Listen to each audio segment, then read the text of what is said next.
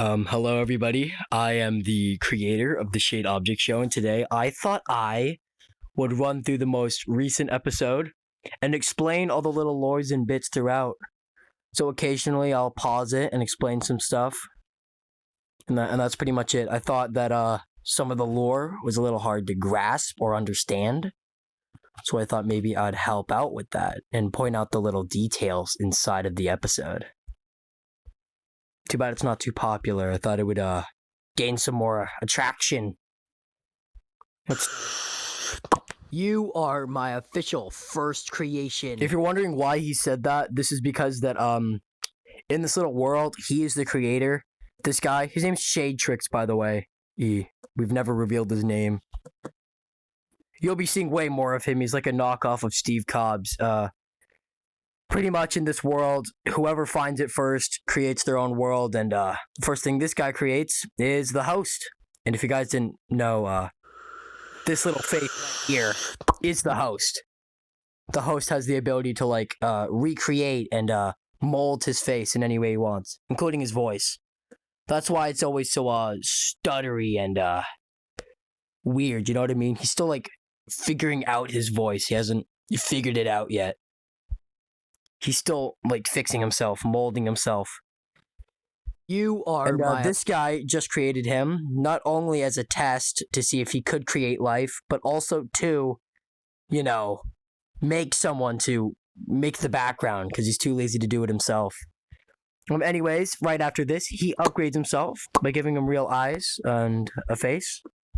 And he has this urge to create an object show. Here are the first ever contestants he ever created. Zigzag, Whoopee Cushion, Lasso. I don't know if it's Whip or Lasso. I'm still figuring that out. And Glashlight. I think like the only one here that has a voice actor currently is Glashlight. Just FYI. And then right after this, he says the exact same thing, but in his evolved form. Object show. Showing how he has evolved and changed. Showing his evolution from his first lines to his most recent. I thought that was a good idea, showing how much they've changed and how much of the world they have molded and recreated. Hi, Boulder Guy. What are you smiling about? I'm just happy about how popular I am. I will never get out. Foreshadowing, because he does get out, obviously. What? Fun fact, Card Stack isn't permanently dead. He's very easy to knock over since he is a card stack, but if you just put him back together, he comes back to life. That's kind of the same thing with every other contestant. If you manage to like mold them and put them back together, they do come back to life. One more thing, they don't have the ability to recover. It's more like they are permanently dead unless you can put the pieces back together. But if you don't, they are permanently dead and are unable to be recovered unless the big man, Shadetrix, which you saw at the first part, allows it, which will become a later plot point in the future episodes. Speaking of getting out. Once it was here, but then it disappeared. But now it's back. So if you're wondering what like this little intro to the Black Hole Buddies is, it's pretty much saying that in season 1 the prize for elimination was a black hole, and if you didn't get a black hole you'd be eliminated. But that was only in season 1. In season 2 they completely scrapped that because I guess the Four Dots, which was the temporary host of the second season, didn't want them to have like remotely any fun and wanted them to be tortured for his issues that they caused. But then in season 3 it came back, which is pretty much sums up the entirety of this little jingle. It's time for the elimination. Here you can see that their eyes slowly pan towards each other, showing their inner hatred for each other. Disappeared, but now it's You can back. see it right here. It's time for the Like they elimination. start turning at each other, and you can slowly turn their regular bland faces into frowns and anger. Is he getting out? He better be getting out. And obviously he's pointing at Knife, by the way, if you can't see, that's his arm right there. He's pointing to his seat where he's standing.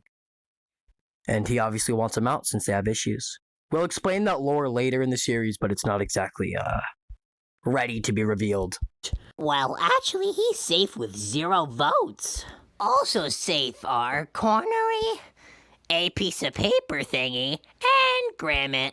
And then everyone's doing this is because they never expected Boulder to get out. And then Boulder over here is just absolutely flabbergasted that he managed to get out. Because, like, Boulder is supposed to be, like, a very, very selfish person. Only cares about himself. Always wants the spotlight. So when he realized this, he went into pure shock. And that's, And then if you're wondering, these guys aren't actually disappearing. This is just what happens when they go inside of the host. Everything fades around them. And then they go inside of the host.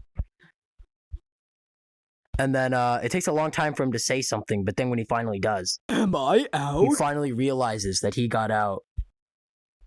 Symbolizing a little bit of character growth, but not that much.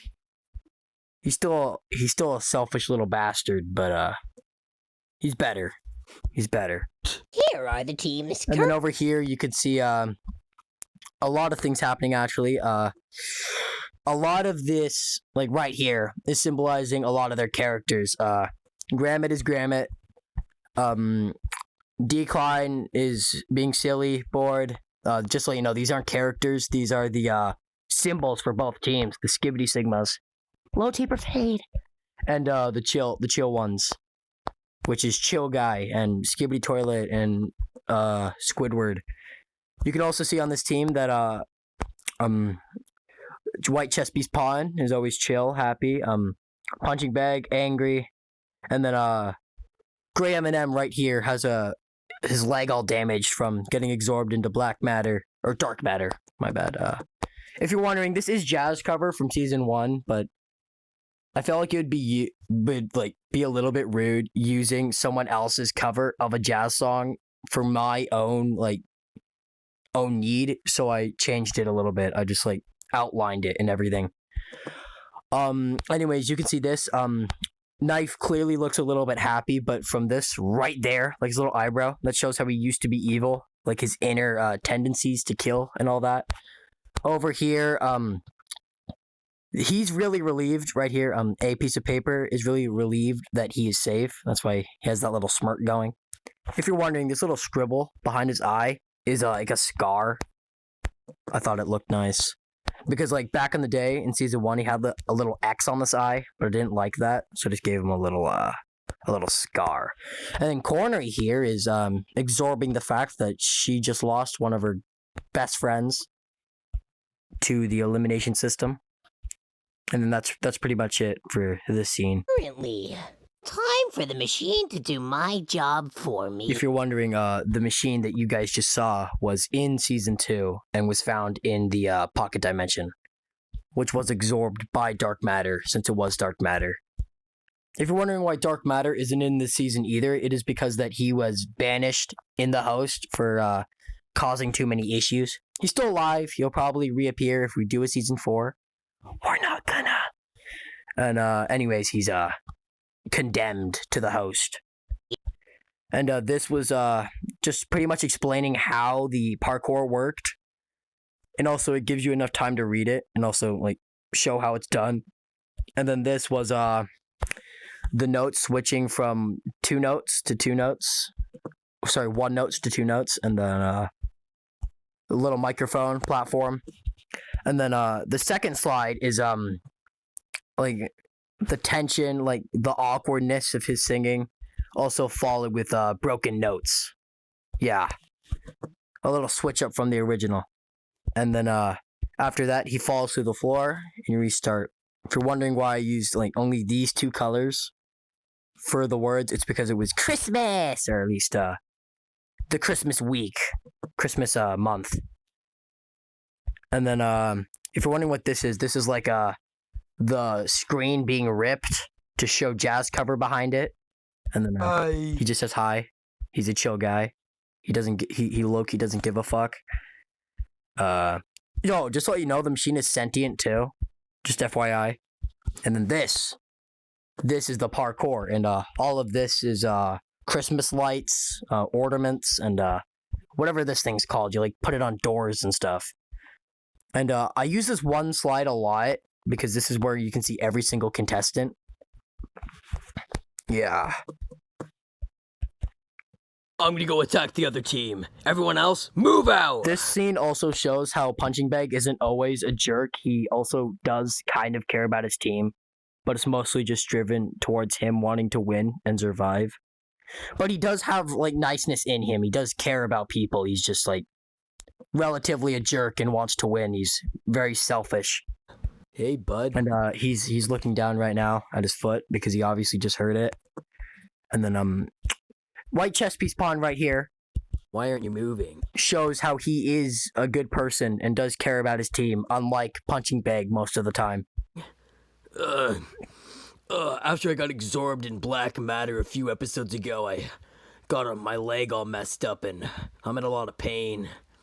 Can you help me out with that? Sure thing. I'll carry you. This also shows how generous and kind white chess piece pawn is, showing how he is a good guy, cares about his team, and doesn't only care about himself. He's a very selfless person who always likes to help others in need, which is also good character development, especially because he used to be just a guy that, like, he says he's cool, but he's one of the most bland characters. He's turning into a nice, kind person in general.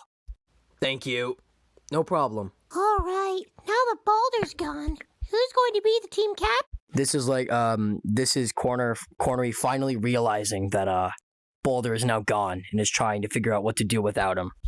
This is her slowly, realizing that he's gone and she needs to move on. To be completely honest, I think you should. You fit all the requirements as the perfect team leader. Would you do the honors of being our team leader? This shows how much character development Knife has gotten from season 1 for being an evil annoyance to a nice, heartfelt character. He's also sharing how he truly cares about Cornery. And he also fully accepts that Boulder's gone since he didn't really like him in general. And then this I will. is her finally accepting that he's gone, replacing him, filling the hole that he once filled. It's not what it sounds like. Do not,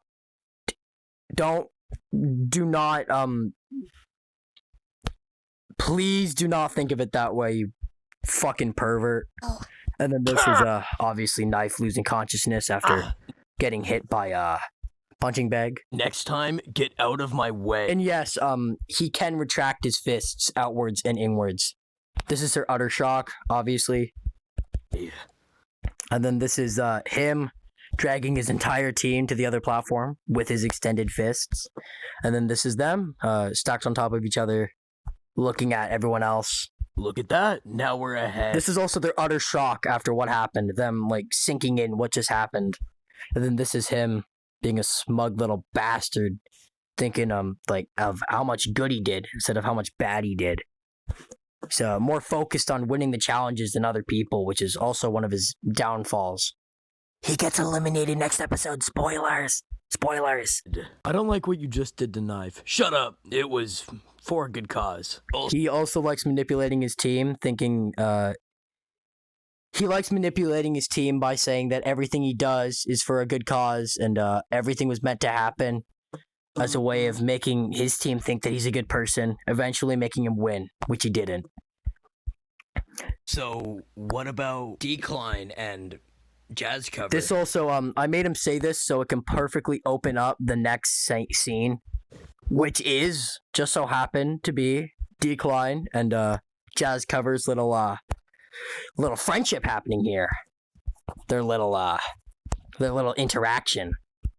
Well, now, scary Jazz Cover. If you're wondering, it only happens for a split second, but he does say glitch, time to glitch. If you didn't know, Jazz Cover is an extremely glitchy character, doesn't exactly fit into the world. He has the ability to bend the world around him, to teleport. He can do that. He can alter time around him.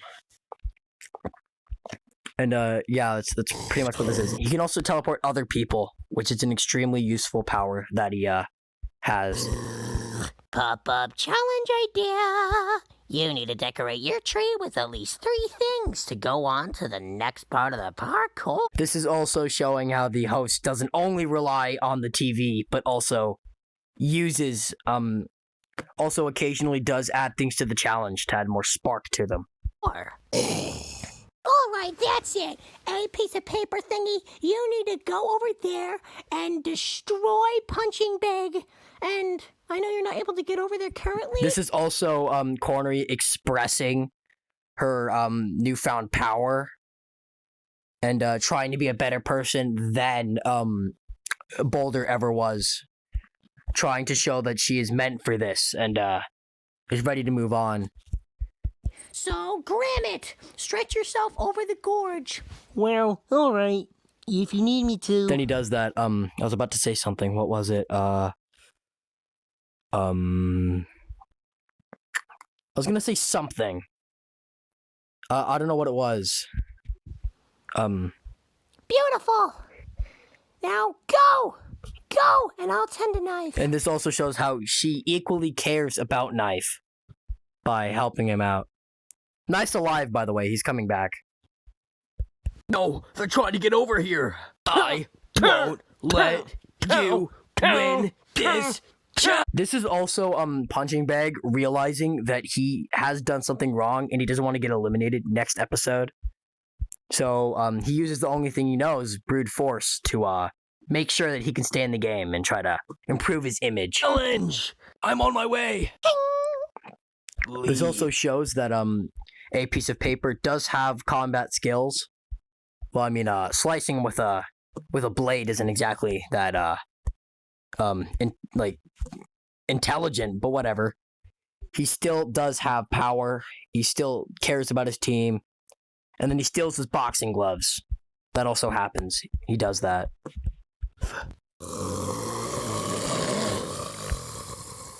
Jazz Cover needs you to put 3 things on the Christmas tree. Put 3 things on the Christmas tree. This is Cornery listening in to their conversation through a little radio she has. Just a little.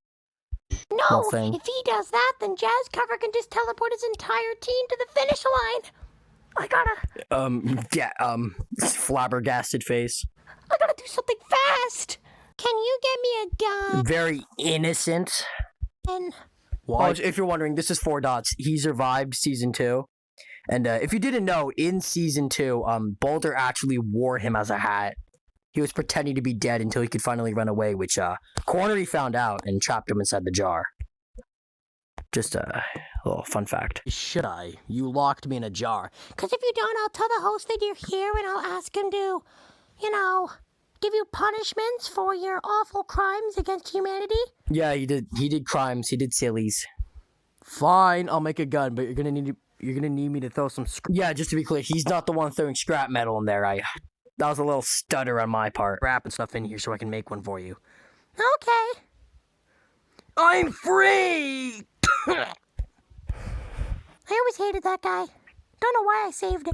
If you're curious, he's not dead. As you can see, one of his dots did not get destroyed. He is coming back next episode. Another spoiler. He's gonna die in the next episode after the next one. Yeah, he's gonna pass away. Oh my god, he got a If gun. you're wondering what just happened, she put the jar inside of the hole so she could pick up the gun that she found on him. Yeah. I on him the whole time. And the challenge was meant to keep going, but here's the thing. I made the recruiting video on TikTok and YouTube to get more people. And then when I made this video, everything was already done. But we couldn't start progress until this episode was finished. So I cut it off short so we could get to work on the next episode. The chill ones are up for elimination for cheating. Which is exactly why I did that. Pull one off, and the one with the most votes will be eliminated. Oh, that was quite the voice crack. Yeah, I thought that was a funny way to finish off the episode. And if you're curious, I voiced every single one of these contestants. None of them were voiced by anyone else until currently. Which is just another little fun fact. Anyways, that's it for all the lore of this episode, and I hope to see you guys very, very soon. The next episode should release the not this month, but the next one on probably the 30th. But until then, you're not going to see much of me. And one more thing before I leave, the new yearly object show probably isn't a real thing. I made that as a little joke to be the first person to create an object show on like New Year's Eve. But whatever. Please check out my other videos, by the way. I feel like a lot of them are hidden gems. You should totally do that. Only 8 subscribers. I'm not very fond of that number. I hope you enjoyed that. See you guys soon. Bye.